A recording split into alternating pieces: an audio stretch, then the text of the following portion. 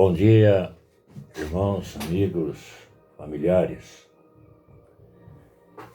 Nesta série de bem-aventuranças que estamos estudando, aliás, eu nem diria que seria estudo.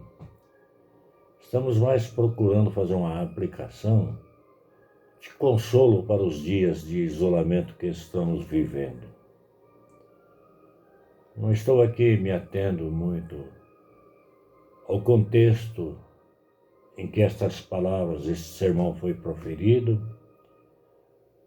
ao histórico, quer dizer, procurando ter aos acontecimentos do Velho e do Novo Testamento, e também não estou entrando muito nos detalhes teológicos. O que eu quero mais é passar uma palavra de ânimo, conforto e força para não desfalecermos nestes dias. Hoje o assunto é perseguição. Desculpem.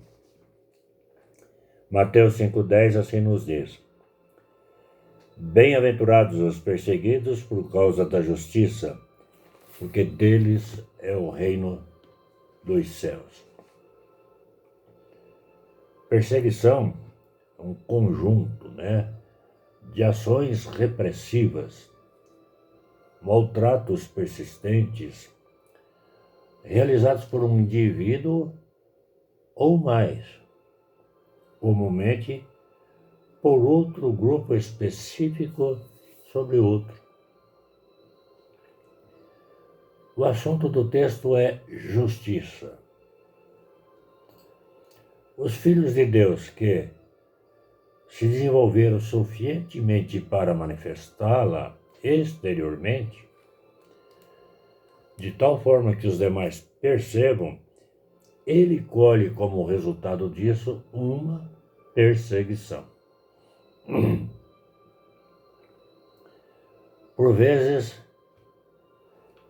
pessoas anticristãs que não suportam a verdade, e às vezes é isso dentro da própria igreja, pelos falsos profetas. São dois tipos de perseguição: os anticristãos e dentro da igreja. Ou até mesmo por irmãos fracos no entendimento. Lá, falsos profetas, aqui, irmão. Por consequência, esses fracos no entendimento, fracos na fé também. Outras vezes são grupos étnicos, sociais, ideologias políticas e filosóficas. A própria psicologia, ela trabalha num caminho contramão àquilo que a Bíblia diz. Isso está bem definido no verso 22 deste capítulo. Poderia citar tantas outras razões, mas, no meu entender, esses são os principais motivos de perseguição.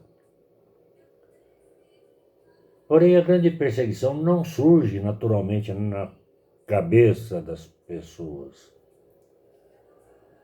Elas são orientadas pelo arqui-inimigo de Cristo.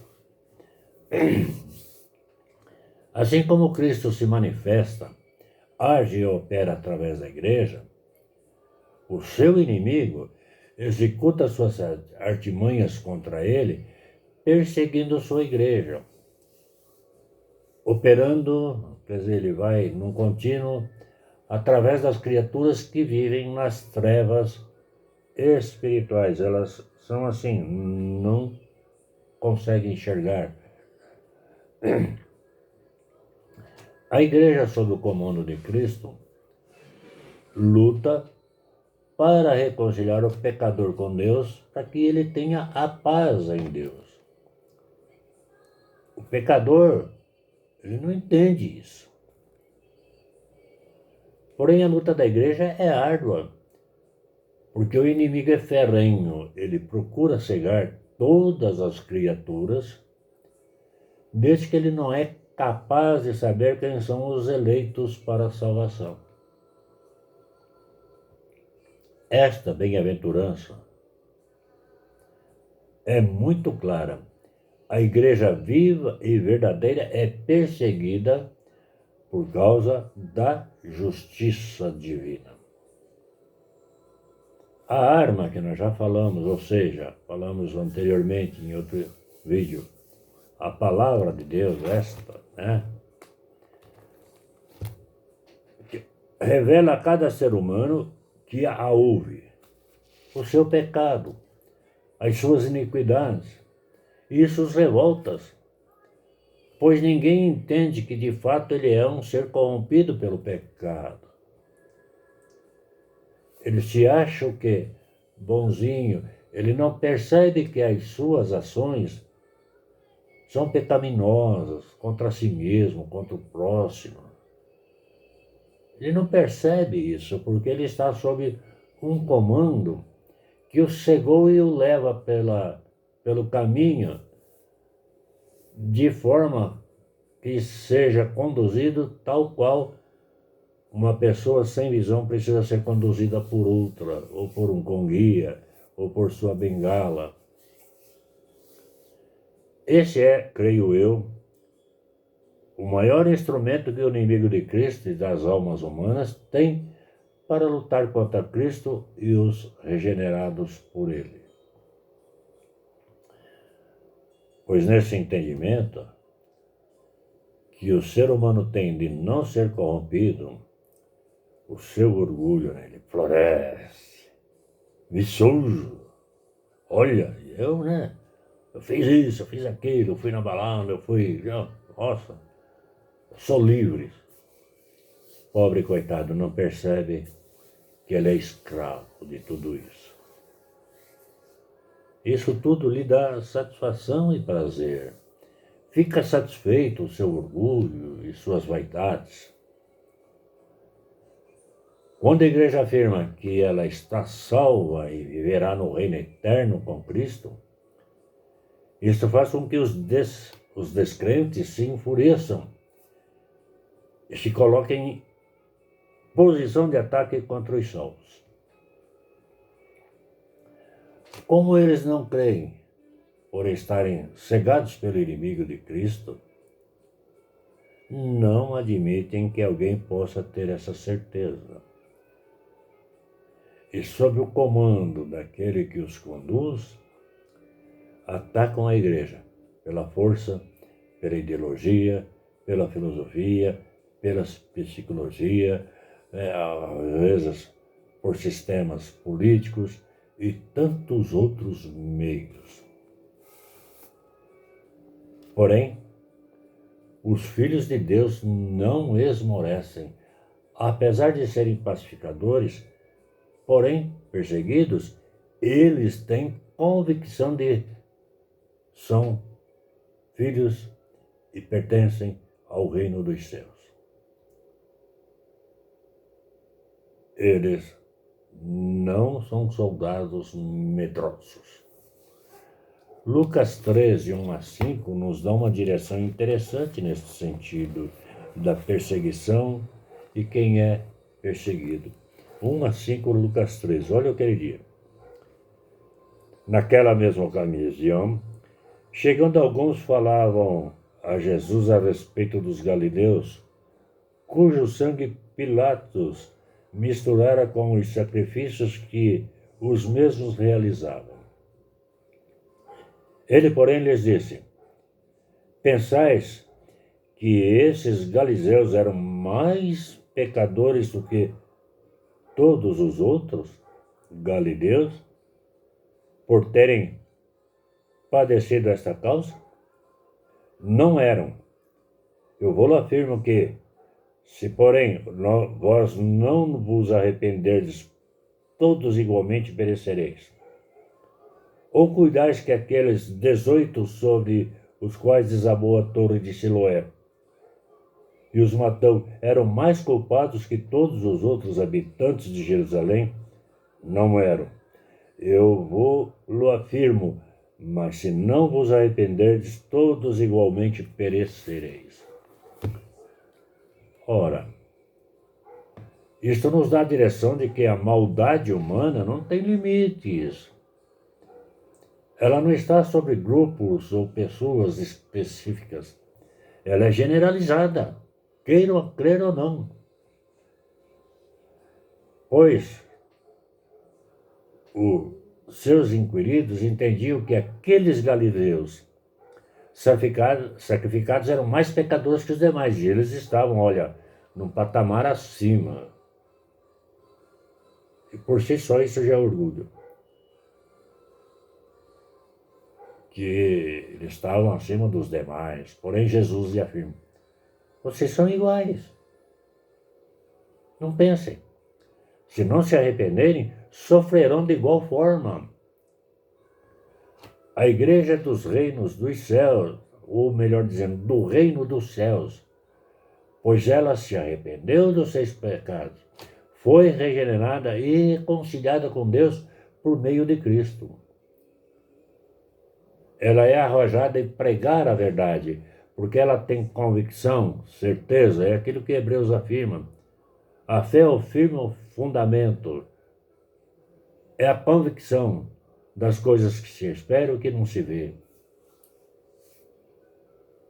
Que há muitos eleitos a serem resgatados e que o juízo de Deus é iminente, é certo.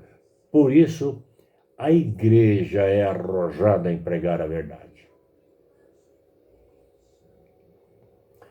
Você, como eu, que já se arrependeu e se arrepende todos os dias de ser pecador, que já recebeu Cristo no seu coração, ainda que perseguido por setas de todos os tipos, por causa da justiça de Cristo, você e eu somos cidadãos do reino dos céus.